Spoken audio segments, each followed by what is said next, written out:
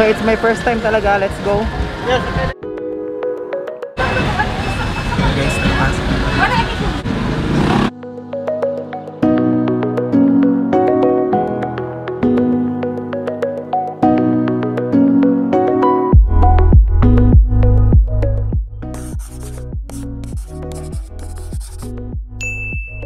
Sumakay kami ng tricycle before kami makapunta at makasakay sa jeep. Hala, ang Iro-chan! Bago kami sumakay ng jeep, kailangan po kami sumakay ng tricycle. At ang tricycle guys ay, ang limit namin dito ay ano lang siya, 2 tao lang. So 4 kami, so 2 tricycle yung kinuha namin. Yan. Protocol dito guys sa Davao, kailangan ng face shield. Ranaya! Yan.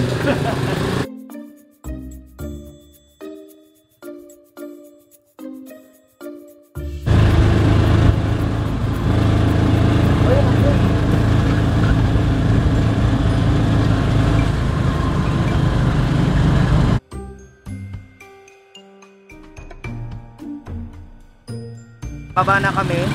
Tapos bumaba kami dito kasi meron pa akong pupuntahan. Wait lang, meron pa akong pupuntahan guys. After dito ay sasakay kami ng jeep, pupunta kami ng downtown. So medyo mahal yung pamasahe. Hindi, tama naman pamasahe, 20 pesos lang. Siguro mga 15 minutes nakarating na kami dito galing sa amin. So let's go.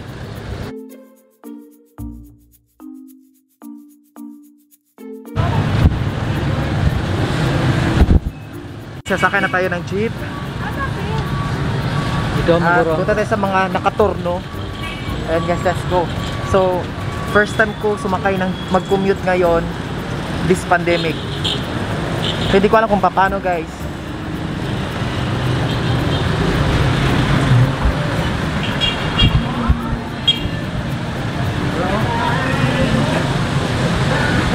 Yan ito. Buot lagi. Itong bago na, itong yellow ng color. Ayan guys, nakikita nyo na, napakasikip pa rin. So it's my first time talaga, let's go. Yes, So we're here na. Meron siyang barrier. Ito yung barrier. Para tayo mga gagamba. Okay na na? Wala ka?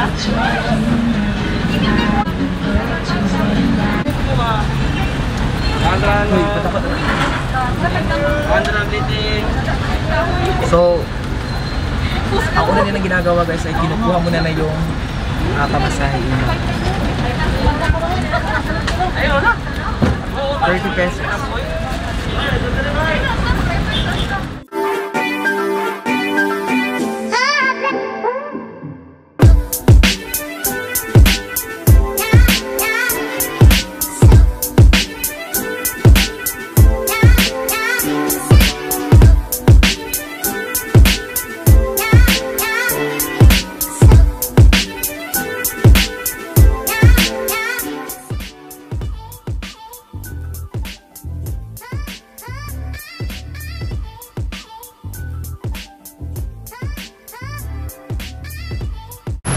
So ayan guys, bumaba na kami galing sa jeep. Syempre galing sa jeep.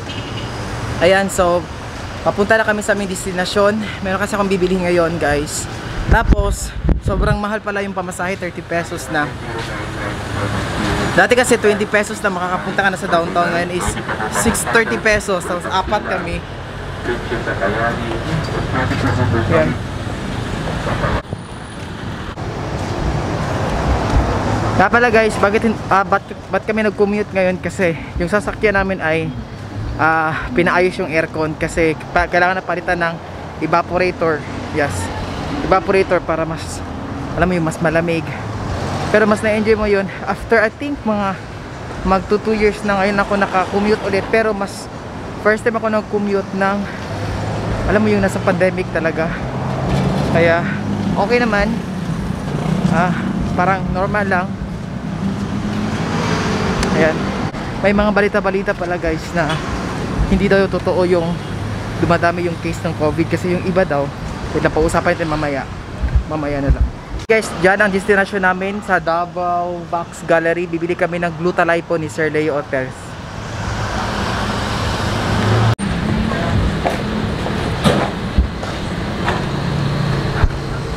Ano, walang sabi ko na ba sa vlog kanina na wala ng Glutalipo. So walang Glutalipo, naubos na yung mga stock. Ewan ko kung kailan pa naging negative yung mga feedback. Madaming out of stock na. So ngayon ay pupunta tayo sa mall, bibili tayo ng mga damit. Let's try kung anong mabibili natin doon kasi madaming sales.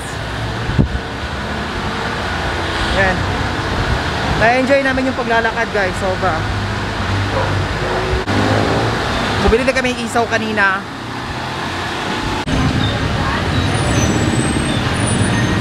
Ayan guys, no, merong bagong iPhone-an. Pauwi na kami guys, sumakay din kami ng sasakyan. Jeep pala. So dito ako sa may huli. Ayan.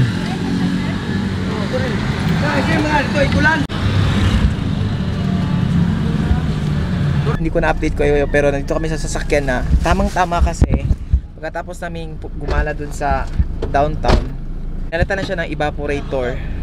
Ayan. Pasensya na guys kung madilim kasi nga medyo madilim na talaga. Talagang lumamig na siya guys yung aircon. Ayan, so sobrang stress sa downtown, super, at nakakahagard siya guys. And alam mo yung parang yes. And then habang nagbabiyahe kami sa jeep, kakapanood ko lang na sa vlog ni Alex Gonzaga na ano pala siya, COVID, no? May COVID pala si Alex Gonzaga. 5,300 yung nabayaran namin na evaporator. Gipalit ito niya. Gipalit niya. Asan na gipalit sa Malamig na siya. Malamig na siya. Dami ko palang binili guys. Nakabili pala ako ng Glutalipo sa ibang store. Ayan. Glutalipo. Tapos face mask 99 pesos lang. Ayan. And then ano pa ba? Mga gamitan pang ribbon. No, kakatapos ko lang maligo. Ayan. Papansin nyo yung wall breaks natin or wall breaks paper. Breaks wallpaper. Parang magkaiba yung kulay kasi magkaiba talaga sa binili. Ito, nabili ko to 2018. Sa Shopee ko to nabili sa halagang 100 plus pa ito guys. Ito ay sa online na siya pero sobrang mura na siya, 60 pesos at mas malaki siya. Okay. Kaso nga lang guys, medyo magkaiba sila kasi ito mas makapal, ito manipis lang. So tayo matulog, kaya natin mag-skincare gamit ang meron akong ginagamit skincare ngayon. I-review ko lang siya soon, pero not now.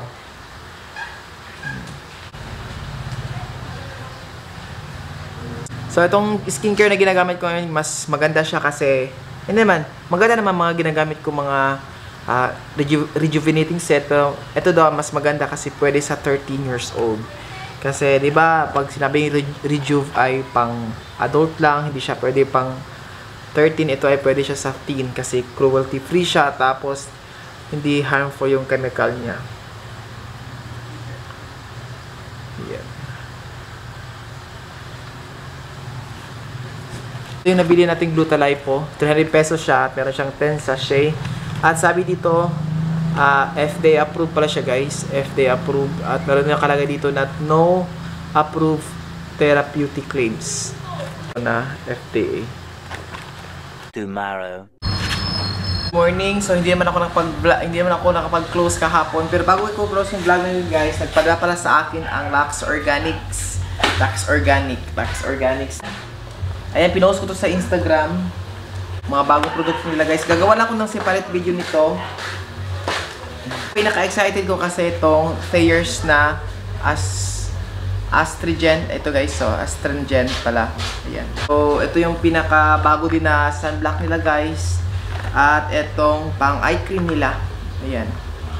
So galing ito lahat sa Lux Organics. At let me know in the comment section guys kung gusto nyo comparison Cica Rescue Calming Toner versus yung sa Fresh Skin Lab. Gagawa tayo ng comparison kung ano yung mas maganda sa kanila kasi sa tingin ko parang ito ata yung kompetensya ng calamine na from Fresh Skin Lab. And guys, at ito guys, na-review ko na to siya. Maganda din ito.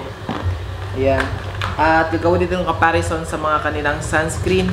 Ito guys, kasi yung Fresh Skin Lab, ano silang pang sunscreen. So gagawa tayo ng comparison sa kanila kung sino mas maganda yung coverage, mas long last.